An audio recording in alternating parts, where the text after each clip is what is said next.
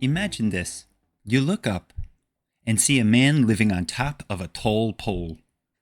He's eating up there, sleeping up there, even surviving snow and storms without coming down. Sounds impossible, right? Believe it or not, this really happened.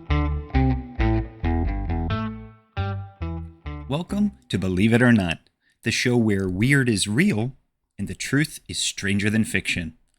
I'm your host, Bryan, and today's story is all about one man, one giant pole, and a world record that will keep your head spinning.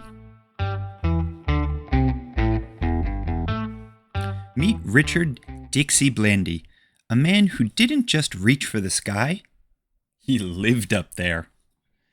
In 1963, in the small town of Sloss Furnace, Alabama, Dixie set his sights on something bold and bizarre, breaking the world record for pole sitting.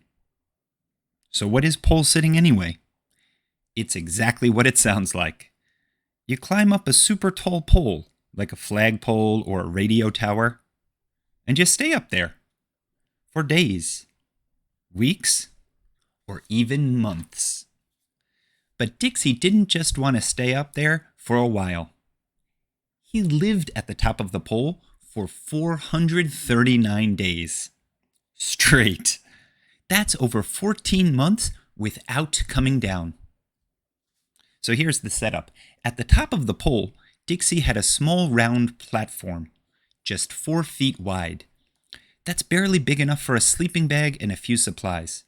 No walls, no roof, just open sky above and the ground way below. Getting food. Every day, people on the ground used a pulley system, like a rope and basket, to send him food, water, and supplies. He'd lower a bucket, and they'd fill it with whatever he needed. His meals weren't fancy, but they kept him going. Facing the elements. From freezing nights to sweltering summer days, Dixie stuck it out. Rain soaked him. Wind whipped his clothes. One time, lightning struck the pole nearby, but Dixie held on tight, refusing to quit. Keeping busy. You might wonder, what did he do all day up there? Well, Dixie waved to people below, talked to reporters, wrote in a journal, and even gave radio interviews. People came from all around just to see the man on the pole. He became a local celebrity and helped boost business at the nearby amusement park. Now here's a fun fact. At night, Dixie used a flashlight to read, and he wore a parachute harness while sleeping, so he wouldn't roll off the edge. Smart thinking, right? Now, even after setting the record, Dixie stayed up there even longer, just to prove he could.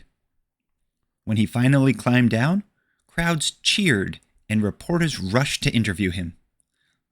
His legs were shaky, but his smile was huge. And guess what? His record still stands to this day. Now let's think about this. First, could you sleep on top of a pole for even one night? Next, what would you do in a thunderstorm up there? And finally, what world record would you try to break? In closing, Dixie's story shows us that determination, and maybe a little bit of weirdness, can take you to new heights. Literally. That's it for today's high-flying episode of Believe It or Not. If you thought Dixie's story was incredible, follow the podcast and share it with a friend who's not afraid of heights.